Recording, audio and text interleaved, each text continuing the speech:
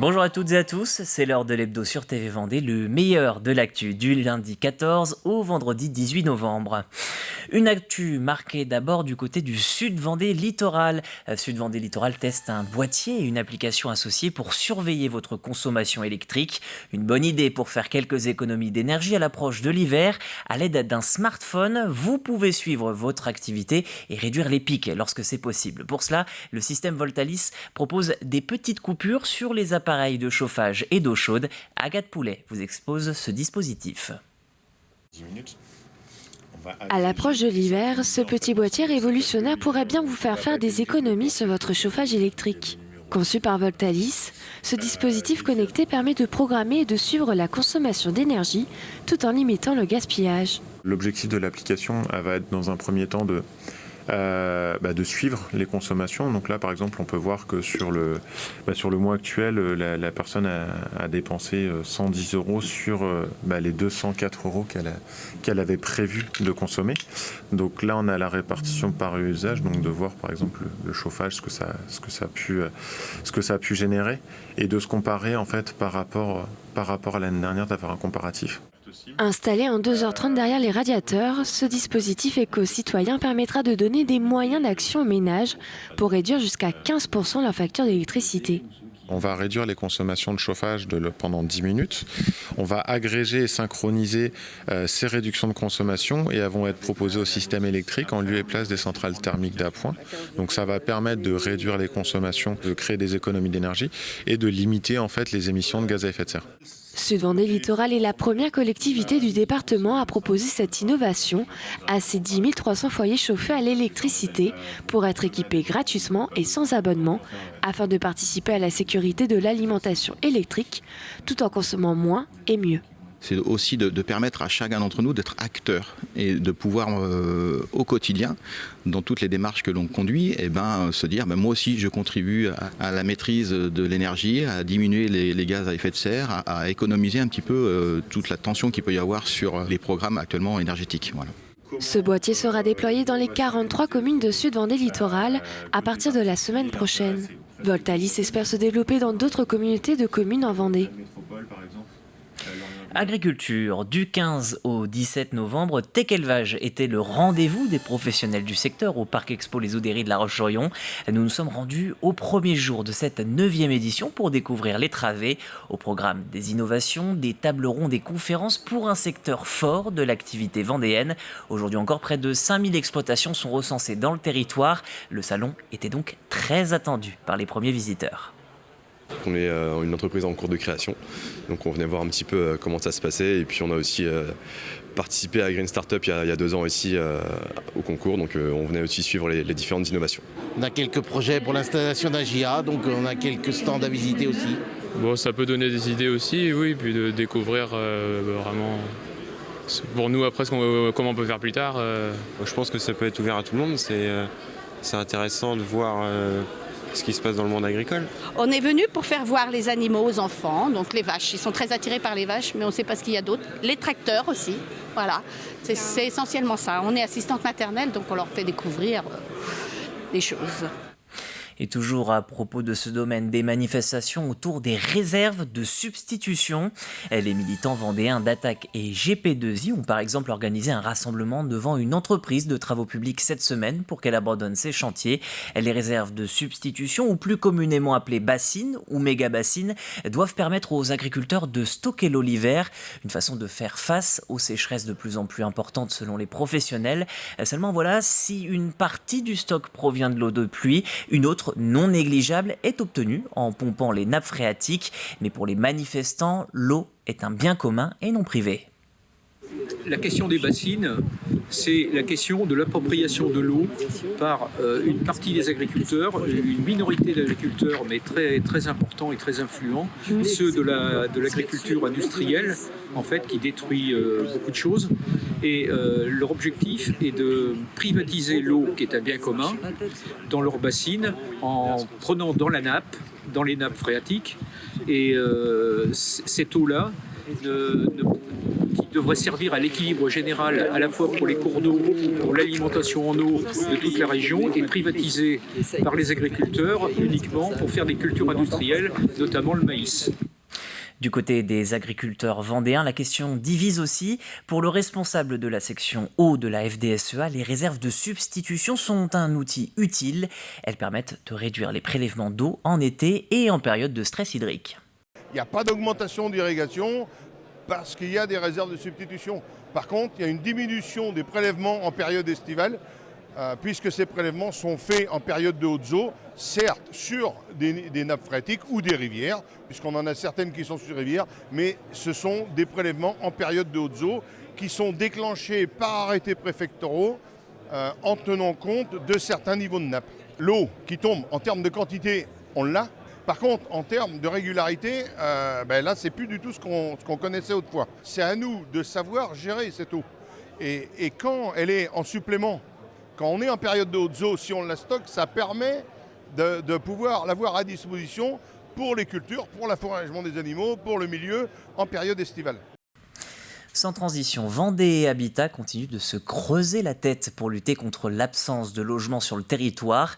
Dernière proposition en date, favoriser les colocations dans les communes à forte activité économique.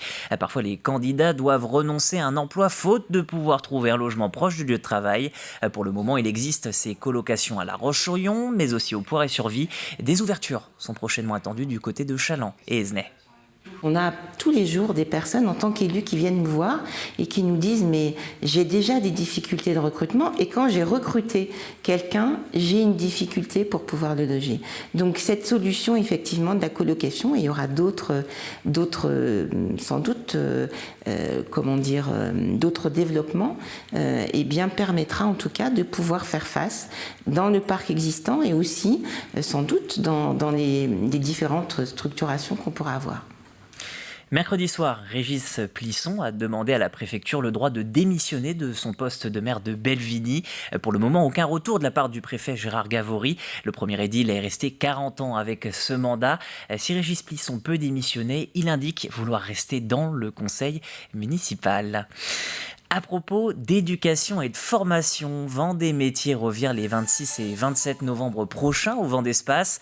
Vendée Métiers, c'est un événement destiné aux jeunes en quête d'orientation, mais aussi pour les personnes en pleine reconversion. Au total, 60 stands et plus de 300 formations proposées du CAP au Bac+5. À retrouver des stands de l'armée, les missions locales, mais aussi des écoles. C'est un processus qui est long ça permet aux jeunes et à leurs familles de découvrir les métiers en vrai, puisque la particularité du Vendée Métiers, c'est qu'il y a des démonstrations de métiers, sont présents sur les stands des professionnels, mais également des apprentis. Et l'échange entre des apprentis et des jeunes collégiens ou lycéens, ça passe très bien. Lui a su trouver seul sa voie. Gabin a finalement réussi à ouvrir sa friperie du haut de ses 16 ans. Nous l'avions d'ailleurs rencontré cet été alors qu'il cherchait son local. Désormais trouvé, l'adolescent est également parvenu à s'émanciper de ses parents avec leur accord pour mener à bien ce projet. La boutique est située en plein centre-ville de La Roche-sur-Yon et la clientèle est déjà présente. Agathe Poulet est partie le rencontrer.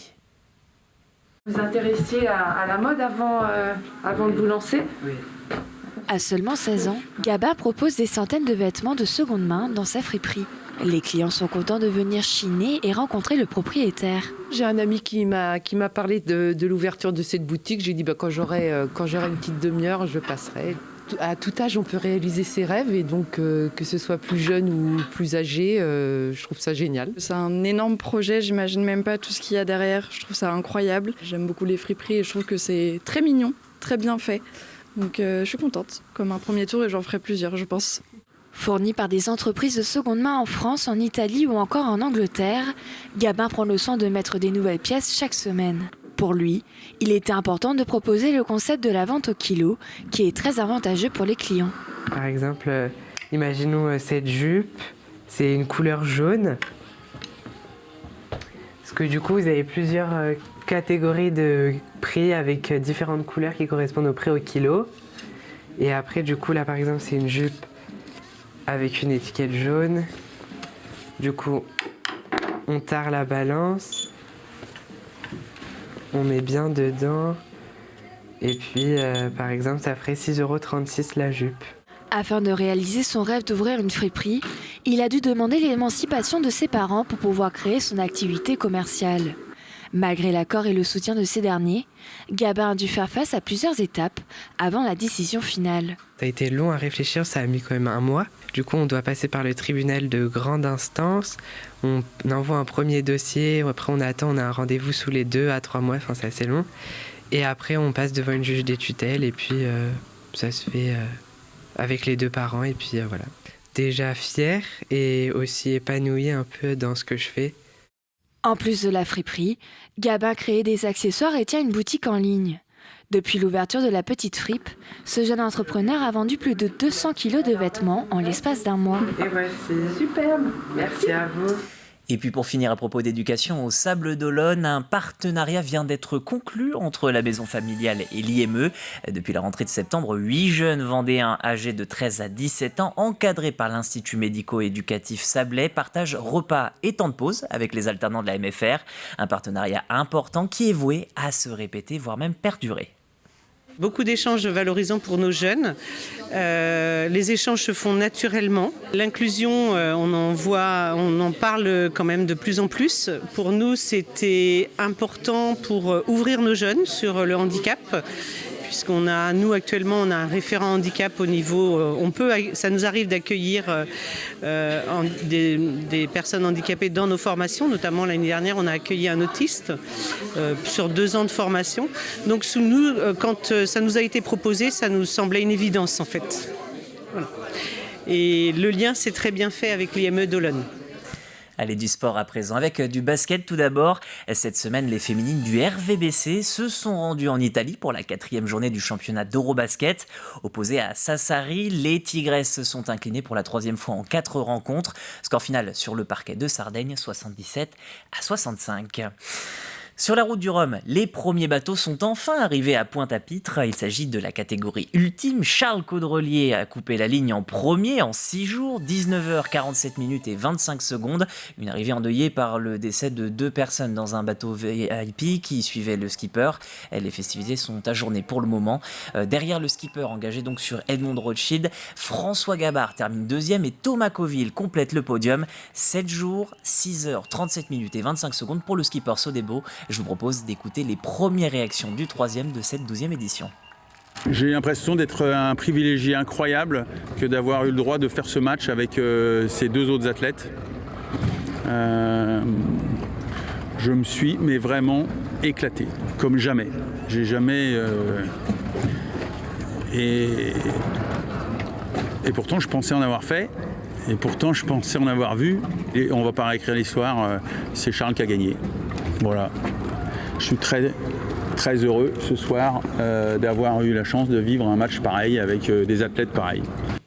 Et sur la Golden Globe Race, Damien Guillou a annoncé abandonner la 2e édition de la course en mer. Le skipper PRB a été frappé par une nouvelle avarie avec la perte de sa pelle de safran du régulateur d'allure. Sans aucun élément pour réparer, Damien Guillou a décidé de revenir vers le Cap en Afrique du Sud. Je vous propose donc de découvrir sa réaction à son arrivée. C'est le fait de débarquer, d'arrêter là, c'est pas facile. J'étais bien dans ma course. C'est sûr que je me bagarrais pour essayer de revenir. Je me sentais bien avec le bateau. J'étais vraiment le sentiment d'être en osmose avec le bateau, quoi. Tout fonctionnait bien, à part mes problèmes de pilote que j'ai eu, mais je pensais que c'était réglé depuis un peu après Trindade, là que j'ai changé le système.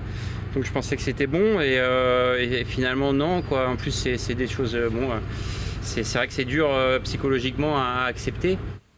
Et c'est ainsi que se conclut cet hebdo. Je vous remercie de l'avoir suivi. L'actualité, l'ensemble de la rédaction reviennent lundi avec grand plaisir.